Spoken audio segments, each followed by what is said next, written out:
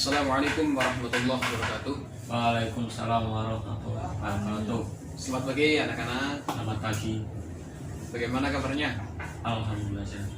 Baik, sebelum kita memulai materi pada hari ini, alangkah baiknya kita memulai dengan bacaan basmalah bersama-sama.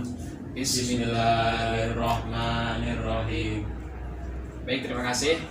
Sebelumnya saya absen terlebih dahulu ya. Muhammad Hamam Mudhafar, Hadir. Muhammad Iskandar Zulkarnain, Hadir. hadir. Muhammad Rizky Setiawan. Hadir. Alhamdulillah pada hari ini semuanya masuk ya. Jadi saya akan menyampaikan tujuan pembelajaran untuk pertemuan kedua ya. Nanti saya akan membacakan tujuan pembelajaran untuk pertemuan kedua, yaitu peserta didik mampu mengetahui tanda-tanda husnul khotimah dan sul khotimah. Kemudian peserta didik mampu mendeskripsikan kehidupan manusia di alam kubur itu seperti apa ya. Kemudian peserta didik mampu memahami ketentuan nikmat kubur dan siksa kubur. Kemudian yang terakhir, tujuan yang terakhir yaitu peserta didik mampu merumuskan hasil analisis tentang dalil akli maupun nakli serta kondisi manusia di alam barzakh. Saya akan mulai materi pada hari ini dengan materi husnul khotimah. Ada yang tahu husnul khotimah itu apa? Ada yang tahu? Tidak. Ya. Ya. Jadi hasan itu baik, kemudian khotimah itu penutup. Artinya apa? Penutup yang baik gitu. Ini berarti dibahasakan untuk biasanya untuk orang-orang yang meninggal dunia gitu. Biasanya kan ada kata-kata husnul khotimah, berarti orang tersebut meninggal dalam kebaikan. Jadi kemudian tanda-tanda apa sih? Tanda-tanda orang yang meninggal dalam keadaan husnul khotimah. Ini saya akan jelaskan. Yang pertama, mengucapkan kalimat tauhid. Pertama, mengucapkan kalimat tauhid. Mengucapkan kalimat tauhid.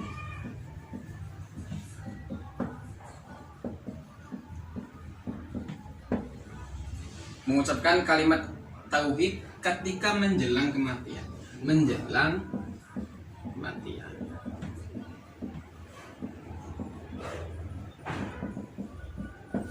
Nih, contoh yang pertama yaitu tanda-tanda orang yang meninggal dalam keadaan husnul khotimah, yaitu apa? Yang pertama itu mengucapkan kalimat tauhid ketika menjelang kematian. Kemudian ada hadis yang diriwayatkan dari Al-Hakim bahwasanya Rasulullah bersabda, "Mangkana akhiru kalamihi la ilaha illallah dakhalal jannah." Barang siapa yang akhir ucapannya mengucapkan la ilaha illallah, maka ia akan masuk surga.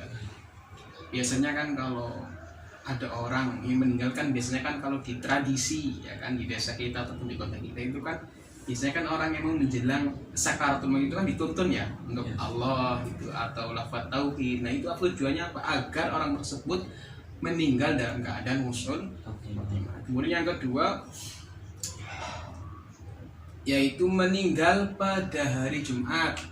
Nah, yang kedua meninggal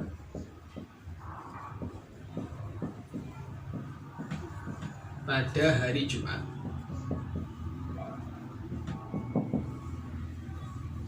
Termasuk tanda-tanda husnul khotimah yaitu apa? Orang tersebut meninggalnya pada hari Jumat. Juga ada hadisnya diriwayatkan dari Ahmad dan Tirmidzi. Beliau Rasulullah SAW bersabda, anin Nabi sallallahu alaihi wasallam qala ma min muslimin yamutu yaumal jum'ati aw lailatal jum'ati illa waqahu Allahu fitnatul qabri. Jadi tidak seorang muslim meninggal pada hari Jumat kecuali apa? Melainkan Allah akan menjaganya dari fitnah kubur. Jadi kalau orang meninggal dalam keadaan atau pada hari Jumat, maka orang tersebut jauh dari siksa kubur.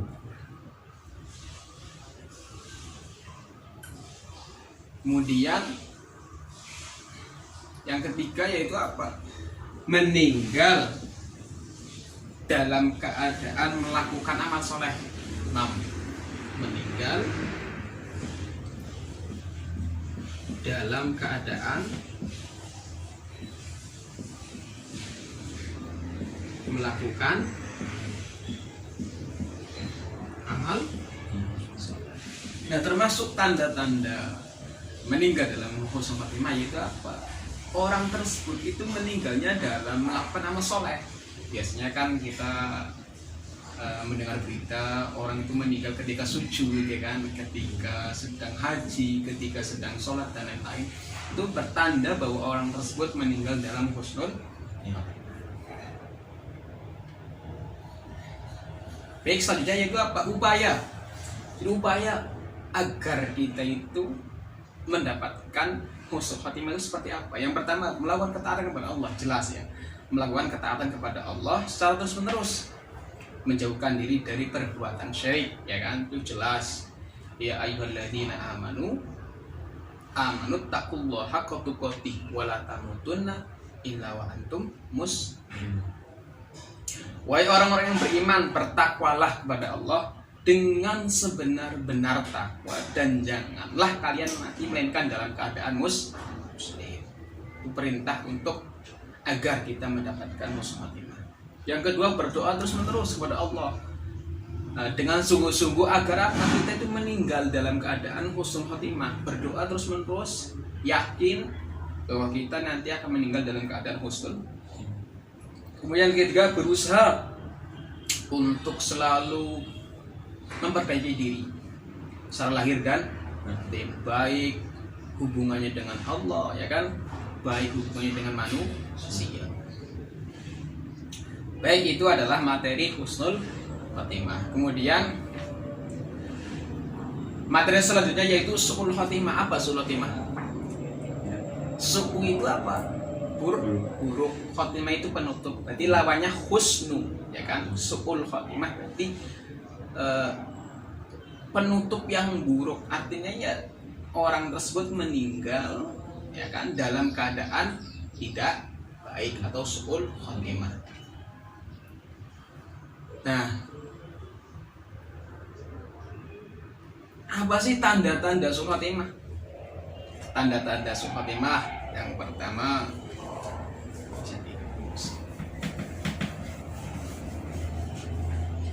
tanda-tanda su'ul khotimah, 1. Sulit dibimbing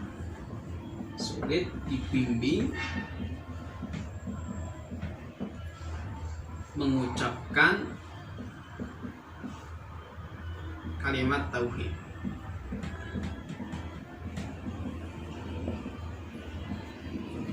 Nah, termasuk tanda su'ul khotimah ketika dia meninggal sedang ajal, sedang sakaratul maut itu dibimbing untuk melafazkan la ilaha illallah ataupun Allah itu sulit. Itu termasuk tanda su'ul khotimah. Yang kedua apa? Suka mengkonsumsi khamr. Suka mengkonsumsi minuman khamr. Nah, ini harus kita tinggalkan ya. Karena apa? Orang yang suka minuman khamr terus itu kemungkinan, ya kan, meninggal dalam keadaan su'ul khotimah sebelum dia bertobat. Kemudian yang ketiga, durhaka kepada orang tua. Ini termasuk tanda-tanda orang kepada orang tua. Termasuk tanda-tanda su'ul khotimah yaitu durhaka kepada orang tua. Kemudian yang terakhir, yang keempat, termasuk tanda su'ul khotimah itu apa? Melakukan dosa besar tapi tak mau bertobat. Melakukan dosa besar dosa besar tapi tak mau bertobat.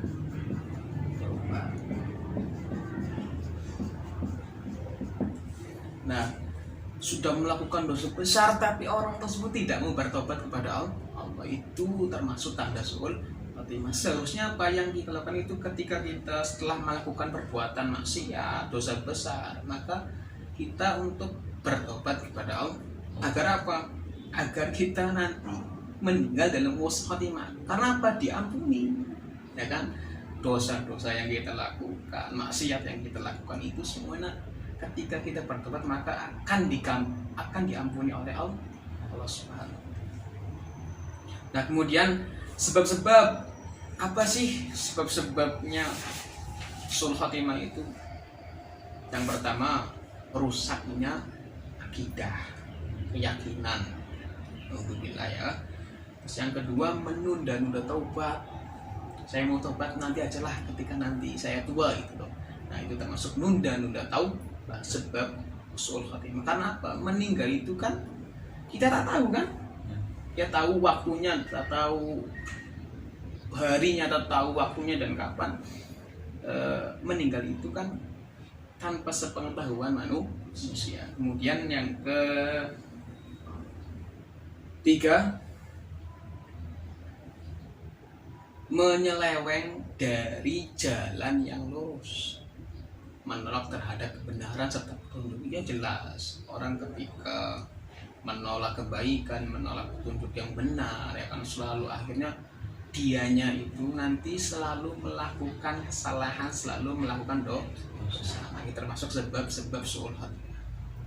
Yang terakhir apa? Bunuh diri dengan segala caranya. Ya, ini sesuatu yang paling dibenci oleh Allah Subhanahu wa taala, yaitu bunuh diri dengan segala caranya, termasuk sebab-sebab suul khotimah.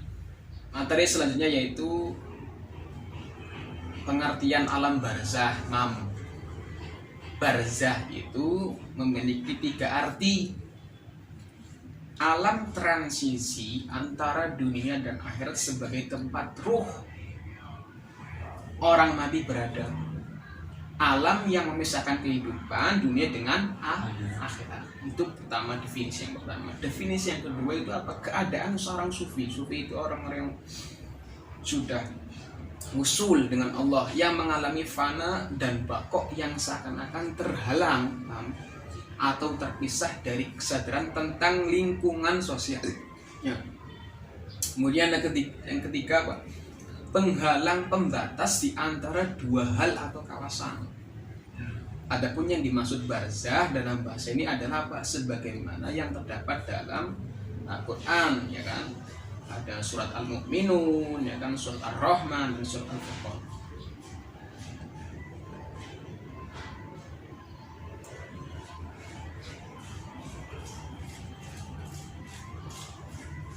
Nah, ini materi yang terakhir yaitu nikmat kubur, nikmat kubur dan siksa kubur. Jadi nikmat kubur itu apa? Siksa kubur itu apa?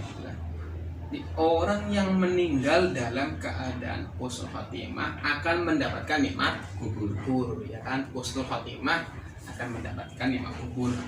Sementara orang yang meninggal dalam keadaan suul khotimah maka akan mendapatkan siksa kubur.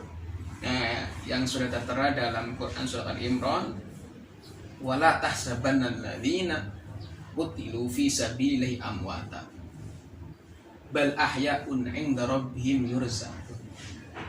Janganlah kamu mengira bahwa orang-orang yang gugur di jalan Allah itu mati. Bahkan mereka itu hidup di sisi Tuhannya dengan mendapatkan rezeki, artinya roh. Ketika kita sudah meninggal, maka kita hidup lagi di hadapan Allah Subhanahu wa taala.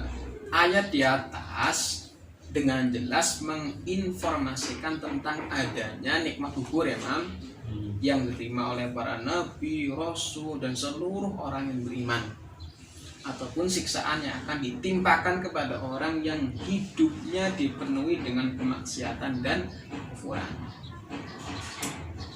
Nah, adapun kondisi, ya kan, kondisi manusia di alam barzah itu dapat dikelompokkan menjadi 3, Pertama, kelompok orang yang mendapatkan nikmat dan kebahagiaan itu apa? Orang yang beriman akan meninggal dalam keadaan husnul khotimah. Dan orang-orang yang mendapatkan pengampunan Allah Subhanahu wa taala. Yang kedua, kelompok orang yang mendapatkan siksaan dan kesengsaraan, mam. An-naru yu'raduna 'alaiha aduwwa wa 'ashiyya wa yawma taqumus sa'atu adkhilu ala fir'auna asyaddul 'adzab. Inilah siksa bagi orang-orang kafir, mam, durhaka, berdosa, zalim, ya kan, dan semacamnya kepada mereka ditayangkan neraka pagi dan petang. Disiksa pada alam kubur dan pada saatnya datangnya hari sampai datangnya hari kiamat. Kemudian kelompok yang ketiga, kelompok orang yang dibiarkan saja tanpa kenikmatan dan tanpa siksaan, ya kan? Mereka itu apa? Ya hanya tertidur itu loh, tidak ada nikmat kubur, tidak ada siksa kubur, tinggal nunggu sampai hari kiamat. Baik, itu materi pada hari ini.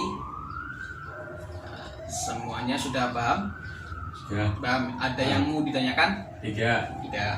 Nah, baik, saya akan mengulas materi yang tadi saya jelaskan. Coba tolong Mas Hamam sebutkan tanda-tanda husnul khotimah dan su'ul khotimah, minimal dua saja. Tanda-tanda husnul khotimah. Ya. Yang pertama, mengucapkan kalimat tauhid menjelang ajal. Ya, benar. Yang kedua, meninggal dalam keadaan melakukan amal soleh. Terus, Sedangkan tanda-tanda su'ul khotimah, yang pertama, durhaka kepada orang tua. Yang kedua, melakukan dosa, tidak mau bertaubat. oh iya, baik, itu semua berarti paham ya, mam? Paham. Kemudian saya minta tolong Hamam identifikasi atau menurut Hamam apa sih yang dinamakan nikmat kubur dan siksa kubur? Nikmat kubur menurut saya adalah orang yang meninggal dalam keadaan husnul khotimah. Ya, benar. Sedangkan siksa kubur ialah orang yang meninggal dalam keadaan su'ul khotimah. Ya, benar. Baik semua. Kemudian yang terakhir yaitu menyimpulkan materi kehidupan di alam barzah. Coba Mas Amam bisa disimpulkan. Kondisi manusia di alam barzah ada 3. Ya. Yang pertama, kelompok yang mendapatkan nikmat. Ya. Kedua, kelompok yang mendapatkan siksa. Yang ketiga, kelompok yang dibiarkan saja tanpa kenikmatan dan siksaan. Oh ya, baik. Alhamdulillah, Mam. Jadi pada materi hari ini Amam paham ya? Paham. Paham. Nah, kemudian saya ingin disimpulkan dari keseluruhan, Mam, dari materi yang sebelumnya, pertemuan pertama itu ya kan, kematian, kemudian pertemuan kedua itu. Coba disimpulkan, Mam, secara singkat saja apa yang kita bahas, materi yang kita bahas. Silakan, Mam. Bagi manusia, kematian merupakan pintu gerbang untuk memasuki akhirat. Tidak ada yang lolos. Terus Orang yang lalai menyambut datangnya kematian maka mengalami su'ul khotimah. Orang yang mempersiapkan diri dengan amal soleh maka akan menjadi husnul khotimah. ya, baik. Poin yang saya tangkap dari Mas Amam itu apa? Bagi manusia kematian itu merupakan pintu gerbang untuk memasuki alam akhirat. Begitu tidak ada manusia yang lolos dari kematian, ya kan? Terus poin yang terpenting, orang yang lalai, ya kan, menyambut datangnya kematian, yaitu apa? Orang yang mengalami kematiannya itu dengan sebutan su'ul khotimah. Ini yang poin yang kedua, yaitu apa? Bagi orang yang senantiasa mempersiapkan diri untuk menyambut kematiannya dengan beramal soleh, ya kan, dan berharap ridho kepada Allah Subhanahu wa taala, maka baginya adalah husnul khotimah. Nah, itu kesimpulan dari keseluruhan materi yang kemarin dan yang pada hari ini kita bahas, ya, Mam. Baik, saya kira cukup Mam untuk mengakhiri materi pada hari ini. Mari bersama-sama kita membaca hamdalah. Alhamdulillahirabbil alamin. Baik, terima kasih. Cukup sekian dari saya. Assalamualaikum warahmatullahi wabarakatuh. Waalaikumsalam warahmatullahi wabarakatuh.